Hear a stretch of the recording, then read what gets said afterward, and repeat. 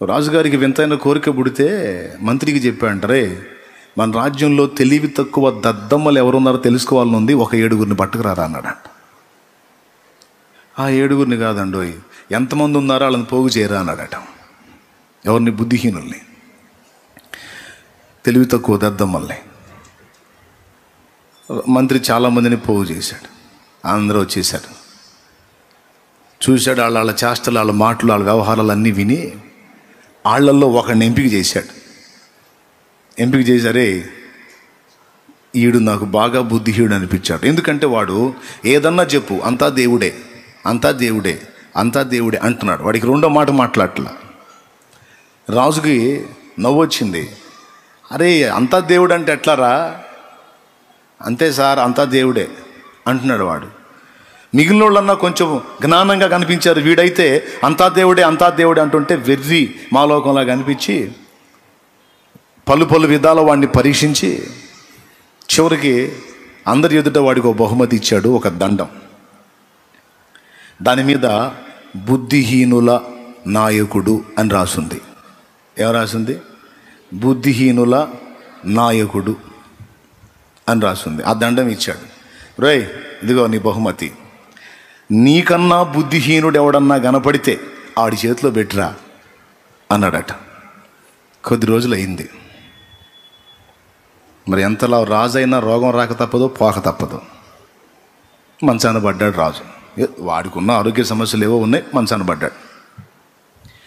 బాగా వెళ్ళిన రాజు కదా, జనం అంతా వచ్చి చూస్తూ ఉన్నారు. పాపం మన రాజుగారి పని అయిపోయిందంట, క్లైమాక్స్కి వచ్చాడంట, చివరి దశలో ఉన్నాడంట, అందరూ చూస్తున్నారు అని రాజ్య ప్రజలందరూ వెళ్ళి ప్రత్యేకంగా దర్శించుకుంటున్నారు మహారాజుని. పోతున్నాడుగా, చివరి ఘట్టంలో ఉన్నాడు.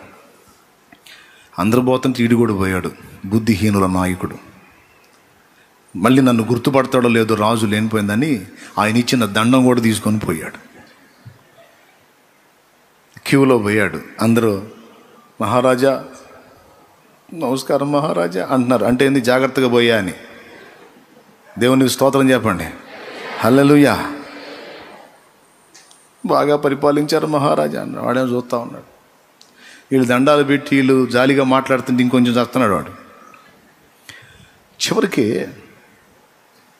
ఈ బుద్ధిహీనుల నాయకుడు దండం పొందాడే, ఆడిపోయాడు. మహారాజా నమస్కారం అన్నాడు.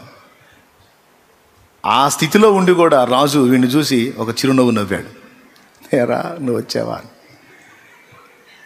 వచ్చాను మహారాజా. సరే కానీ నాకు తెలియక అడుగుతాను, జనం ఏందట్టు అనుకుంటున్నారు అన్నాడు. ఏమనుకుంటున్నారా అన్నాడు. ఏంది నువ్వేంది ఆడుకోపోతున్నావంటగా అన్నాడు. దేవునికి స్తోత్రం. నువ్వు ఎక్కడికో పోతున్నావంటగా, ఆడికి పోతున్నది ఏందన్న తెలియదురా అన్నాడు. పోయేది ఖాయమే అని అన్నాడు.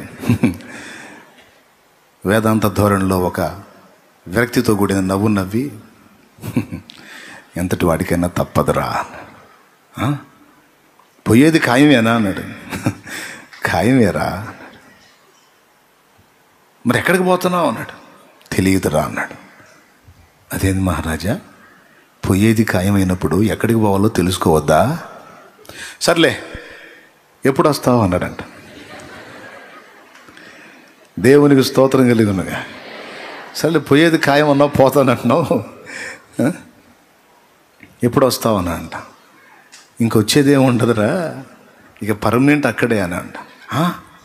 పోయేది ఖాయం, ఇక వెళ్ళిన స్థలం నుంచి మళ్ళీ తిరిగి వచ్చేది ఏం లేదు, ఇక అక్కడే, ఇక అంతేరా. మరి అంత పర్మనెంట్ ప్లేస్ అయినప్పుడు మరి దాని గురించి తెలుసుకోవాలి కదా మహారాజా. సరేలే ఏం తీసుకొని పోతున్నావు అన్నాడు. పోయేది ఖాయం అంటున్నావు, పోయిన దగ్గర నుంచి ఇక రానంటున్నావు, ఇక పర్మనెంట్ అక్కడే అంటే మరి సిద్ధపాటు చేసుకొని పోవాలి కదా. సట్టుబుట్టు సామాగ్రి సరుకు రెడీ అయ్యావా? తగిన విధంగా సిద్ధపడ్డావా? సిద్ధపడ్డ రీతిని వెళ్తున్నావా అని అడిగాడు. తెలియదురా అన్నాడు. ఎక్కడికి వెళ్ళాలో తెలియదు, తిరిగి వస్తావో రావో తెలియదు, ఏం సిద్ధపడి వెళ్ళాలో తెలియదు, ఎన్ని తెలియదు. నేను వెళ్తున్నాను రా అంటున్నావు, కొద్ది చేతులు చాపుతావా అన్నాడట. దేనికి రా? చావు మహారాజా. చేతులు జాపితే వాడికి ఇచ్చిన దండం తీసి రాజు చేతిలో పెట్టి, ఇది నా దగ్గర ఉండటం కంటే నీ దగ్గర ఉండటమే కరెక్టు. నువ్వు అన్నావుగా నీకంటే తెలివి తక్కువ దద్దం ఎవడన్నా కనపడితే ఆడి చేతిలో పెట్టమన్నావుగా, నాకు నువ్వే అట్ట కనపడుతున్నావు అని పెట్టాడు. దేవునికి స్తోత్రం కలుగును గాక. హల్లెలూయా. ఎందుకో తెలుసా నువ్వు ఎక్కడికి వెళ్తున్నావు అని అడిగితే నీ దగ్గర ఆన్సర్ లేదు. కానీ నేను ఎక్కడికి వెళ్ళాలో ఎక్కడికి వెళ్తానో నాకు తెలుసు. పరిశోధన చేశారా పిచ్చోడా? జీవితంలో ఒక పక్క కష్టపడి జీవనోపాధి చేసుకొని నా మీద ఆధారపడ్డ వాళ్ళని బ్రతికించుకుంటానే మరో పక్కన దైవాన్వేషణ చేశా. సత్యమేంటో తెలుసుకున్నా.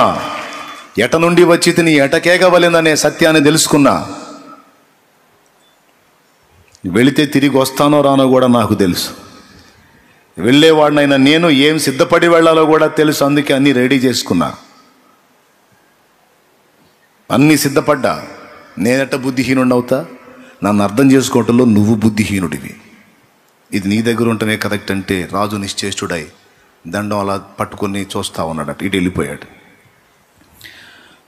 ఇప్పుడు రాజు గురించి చెబితే మీరు హే అన్నారు కదా, మరి మీ సంబడం ఏంది? మరి మీలో కొంతమంది అంతే ఉన్నారుగా. మీలో కొంతమంది ఇంకా పాపపు జీవితంలో నుంచి బయటపడకపోతిరి, మారు మనసు అనుభవంలోకి రాకపోతిరి. యేసు ప్రభు పైసా ఖర్చు లేకుండా, ఒంటికి చాకిరి లేకుండా ఉచితముగా నీ పాపాలన్నీ నేను మోస్తాను, నా మీద మోపయ్యా, బాప్తిస్మ పొందయ్యా, ఆ పొందుట ద్వారా పాపాలన్నీ నా మీదకి వస్తాయ్యా, నువ్వు తేలిక అవుతావయ్యా, నీకు విశ్రాంతి దొరికిద్దయ్యా, నువ్వు పరిశుద్ధుడు అవుతావమ్మా, నువ్వు పరిశుద్ధురాలి అవుతావు, నీ పాపాల భారం అంతా నా మీద మోపు. నీ పితరుల పాపం, నువ్వు క్రియల్లో చేసిన పాపం మొత్తం, దాని తాలూకు పనిష్మెంట్ నరకాగ్ని నీ కోసం సిద్ధంగా ఉంది. పిచ్చి కుమారుడా, పిచ్చి కుమార్తె, నువ్వు జాగ్రత్త పడో, ఆ భారం అంతా నా మీద మోపు, నేను నీకు విశ్రాంతిని ఇవ్వటానికి వచ్చాను అని ఆయన పిలుస్తుంటే, నీ పాప భారం నీ నెత్తిన పెట్టుకొని హిహి అంటావా? నువ్వు కాదు, బుద్ధిహీనుడివి, బుద్ధిహీనురాలివి. ఊరే నవ్వితే కూడా తిట్టాడే వీడు అనుకోవాకండి.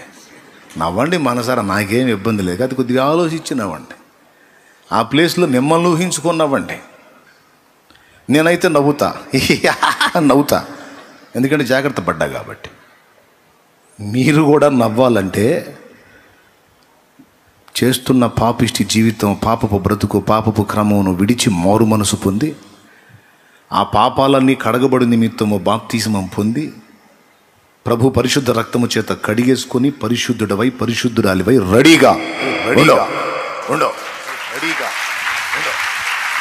నువ్వు ఏమి చేసి కూడా నీ పాపాల్లోంచి బయట పడలేవు. స్తోత్రం చెప్పండి అందరు గట్టిగా. మళ్ళీ ఒకసారి చెప్పండి. నీ పాపాల్లో నుండి నువ్వు బయటపడటానికి ఒక్కటే మార్గం, ప్రభువును ఆశ్రయించటమే.